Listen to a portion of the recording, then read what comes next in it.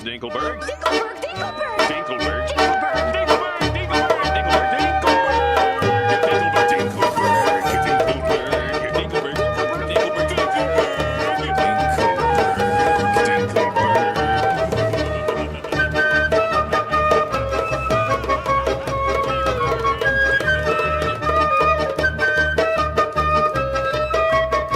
Sheldon Dinkleberg, the man we all know as the neighbor and one-sided enemy of Mr. Turner.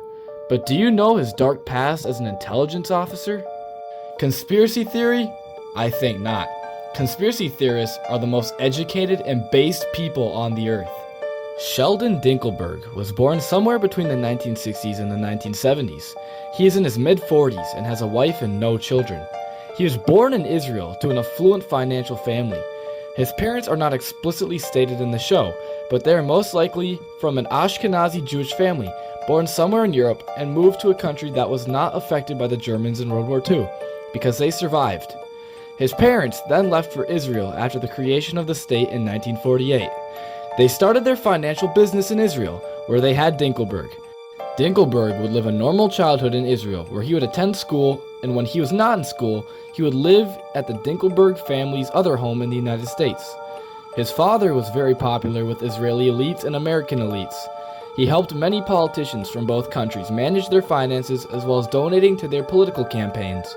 When he graduated secondary school, he would enlist in the IDF before securing a spot in the Mossad. He is a very educated man, learning Hebrew from living in Israel, Yiddish from his parents' native tongue, and English and Arabic from his time in school. He would be assigned to multiple missions across Iran, Syria, Lebanon, and Palestine.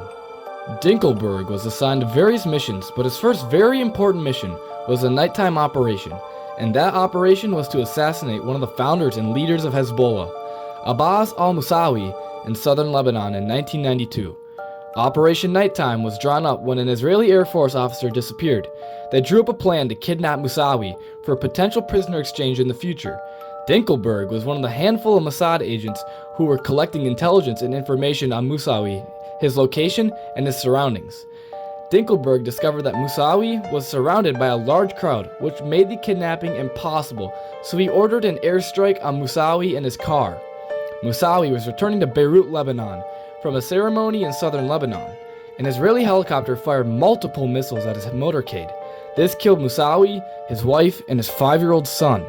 There are also reports of firing on citizens and survivors by the IDF, which would scar Dinkleberg for the innocent loss of life, as well as killing Musawi's wife and young son.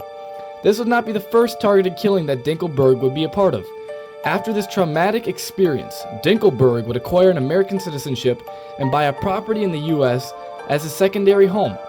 He would work with the CIA and Mossad joint assignments, and in the summer would tinker around with fashion. He would make something extraordinary during this time. Dinkleberg would invent parachute pants, and it would go crazy in the fashion world. He would patent it and make a large sum of money. This money would make him want to live a more extravagant life. He was in a relationship with Mrs. Turner, but dumped her after his invention. A couple years later, he would meet Mrs. Dinkleberg, who was in a relationship with Mr. Turner before. The Dinklebergs would spend most of their time in the United States and live a normal life. He would be assigned to his last mission in 2002, an important mission to take out Jihad Ahmad Jibril, the military leader of the Popular Front for the Liberation of Palestine General Command. He was wanted after he was allegedly part of an airborne attack in 1987 that killed 6 Israeli soldiers. Dinkleberg was destined to get this man for his actions against the Israeli military and his people. Jibril's car seat had a booby-trapped 2-kilogram TNT bomb. It exploded when he turned the ignition key, killing him. Israel was blamed but never took responsibility for the action. Dinkleberg was part of the secret operation and helped with the installation of the bomb by wrapping the TNT in his parachute pants invention to hide the bomb. Dinkleberg would not feel remorse for this assassination like his last one, because the First and Second Intifadas were a turning point for Dinkleberg. The killings of Israeli citizens in the First Intifada and in the ongoing Second Intifada fueled Dinkleberg's anger at the Palestinian people and their militant groups. He would be an important part of the command in the Mossad in ordering multiple missions during the 1990s and early 2000s to raid Palestinian homes and compounds as well as southern Lebanese homes during the Lebanese conflicts. He was a patriot for Israel, claiming he would give everything for his homeland. After the 2002 assassination on Jabril, he would now retire from the Mossad, but not be as involved as he once was, and would make all of his income from his parachute pants. Dinkleberg was settled down in Dimsdale, California, where he would be neighbors with the Turners. As we all know, Mr. Turner despises Dinkleberg for his financial status and his lack of responsibilities, as the Dinklebergs have no children. He would work with AIPAC in Congress and lobby for pro-Israel policy in his home state. Dinkleberg was also a lifelong member of the Likud party in Israel. Dinkleberg comes off as the perfect man, always having everything he wants and having the nicest house in the neighborhood. But little to the Turners' knowledge and the viewers' knowledge, Dinkleberg really lives a life of trauma, hurt, resentment, and regret. His past career in the Mossad has affected him emotionally. He comes off as a regular guy and a nice guy who doesn't show off too much emotions, but he hides the trauma of spying, collecting intelligence, and ordering the killing of dozens of people by acting as someone he isn't. He wears a mask to prevent people from seeing his true self.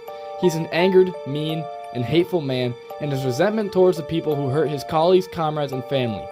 Dinkleberg's neighbor, Mr. Turner, seems to hold some anti-Semitic views and anti-Israeli views due to his very blatant disapproval of Dinkleberg. No one can just hate someone that much for holding a higher financial statement. Lack of responsibility, as well as Dinkleberg has never really done anything wrong to Mr. Turner or interacted with him negatively. Mr. Turner must have knowledge or an inkling that Dinkleberg was part of the Mossad and his missions due to the fact that they were childhood friends and they both had relationships with each other's spouses. Mr. Turner seems to not be very supportive of what Dinkleberg has done in his career and with Mr. Turner's opinion on Dinkleberg. Mr. Turner is most likely a pro-Palestine supporter due to his views on Dinkleberg's service to the IDF, the Mossad, and the operations Dinkleberg was involved in. Mr. Turner also wrote the Turner Diaries before he started a family which radicalized many into anti-Semitic views. You can see that Dinkleberg still uses his Mossad skills in multiple episodes and is still being assigned missions in the United States. The Mossad most likely has seen Mr. Turner's actions and his resentment towards Dinkleberg's service and his ethno-religious background. All of this background information I've told you can be seen throughout this show. Here we see Dinkleberg peering through Mr. Turner's house, showing his cunning skills. Hey, looking good, Turner! Dinkleberg! In this clip, we have Mr. Turner proving that he is an anti-Semite.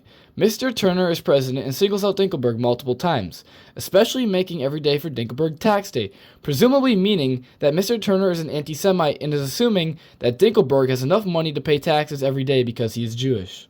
We interrupt this program for an important message from the President of the United States. My fellow Americans and Dinkleberg, thank you for magically electing me president. I'm in the Lincoln bedroom. Don't interrupt, golf ball. So help me, I will take you out with an airstrike. Anyway, as your president, I hereby decree that every day is Saturday. Except for you, Dinkleberg. For you, every day is tax day. And look, my face is now on all the money. Yay! In this third clip, Mr. Turner sees Dinkleberg in all the movies, showing that Dinkleberg has access to the media programs of Mr. Turner and can tune in and spy at any time. You're just a little freaked out. Maybe an in-flight movie will calm you down. Cloudy with a chance of Dinkleberg? No. How to Train Your Dinkleberg? Boring. No, Titanic. Nothing like watching a good disaster movie on a plane. I'm king of the world! Oh no! The ship's hit a Dinkleberg!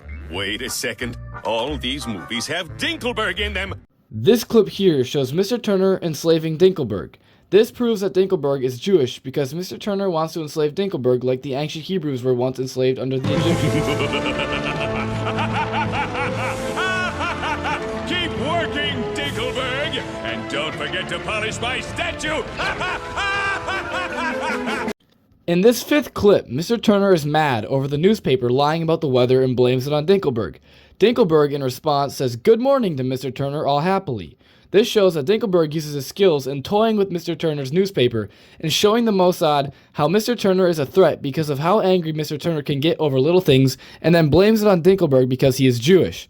Dinkleberg also messes with his ties and drains his milk, showing his manipulative and intelligence collecting skills on the Turner household. What? Cloudy with a chance of rain? This can only be the work of Morning, Turner! Dinkleberg. Honey, your tie doesn't match your shirt. Dinkleberg strikes again!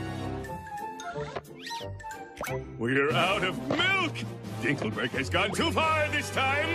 Here in this clip, Dinkleberg wins Mr. Turner's plaque. The Mossad definitely had a hand in rigging this trophy towards Dinkleberg, and also has a hand in Timmy messing up everything. You dented a 747, destroyed Mr. Joel's glass house, and worse, Dinkleberg won my plaque! Fetch, Dinkle Dog! Hi, Turner! Better luck next month! Dinkleberg. In this 7th clip, Dinkleberg flexes on Mr. Turner using his intelligence collection skills to make Mr. Turner blow up and proving to the Mossad that Mr. Turner is part of some sort of terrorist organization. Hey, Turner! I melted down your charade trophies and made a solid gold toilet seat! Whoa! Better go break this baby in!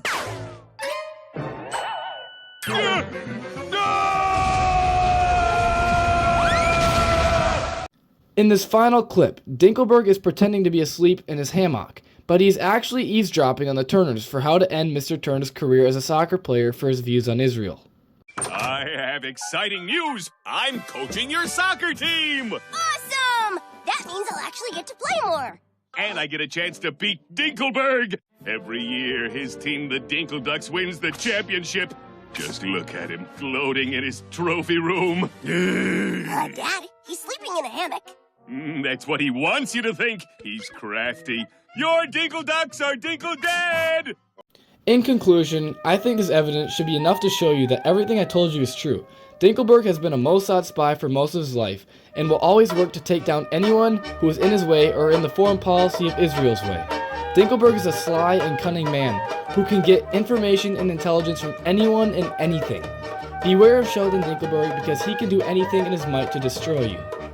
The end.